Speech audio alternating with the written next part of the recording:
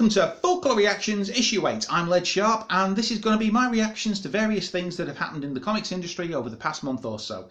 Namely, first of all, DC is cutting away all of its imprints, like Young Animal, Vertigo, and so on and so forth. They're streamlining their output to 3 different age groups. You've got DC Kids, and then you've got DC Regular, I'm not sure, for all the superhero stuff. And then you've got DC Black Label, which is where all the Vertigo stuff is going to go.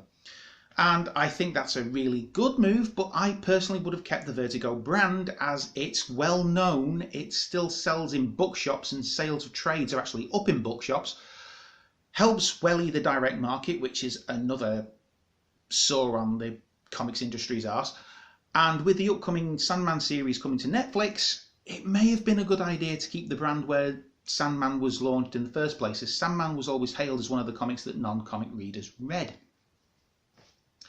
So in some ways it's a good move, in some ways I think they're hunkering down and they're not looking at ways to market comics anymore. They're just looking at ways to streamline, so that I think eventually they'll just get rid of the publishing arm altogether, as these days IP is king, not format, which is an absolute shame. So after 67 years, Mad Magazine is finally coming to a close, and this is a shame because I think they were actually launching a podcast.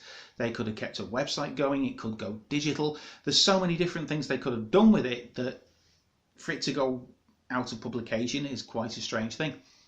It's a shame, but I can understand why. I actually have read a recent issue of Mad Magazine. It wasn't funny, and you can't parody a world that appears to be a parody of itself already. So yeah, where do you go with it? It's a quality magazine that doesn't have quality content, and I know that sounds harsh and I don't want it to be, and I certainly don't want to kick Mad Magazine because it is an establishment while it's down, but change format, step out of the direct market, go digital. You could save everybody's jobs that way and free up your actual editorial to allow yourself to do wackier, bigger, darker, funnier things. So for Mad Magazine to go down, that's a big ship sinking. And The Walking Dead is finally coming to an end with issue 193. I collect it in trades and I've been loving every minute of it. It is better read in trades, trust me, it really is. Because some of the trades, there's some really slow moments, and I should imagine that they took up an entire issue. And if you're going to read that every month, you're going to read that and go, why am I still reading this? But when you read it in chunks, and it takes, that slow issue takes place in amongst a more actionified issue, it's just a good thing. It's a great form of storytelling, and it's a very, very decompressed story.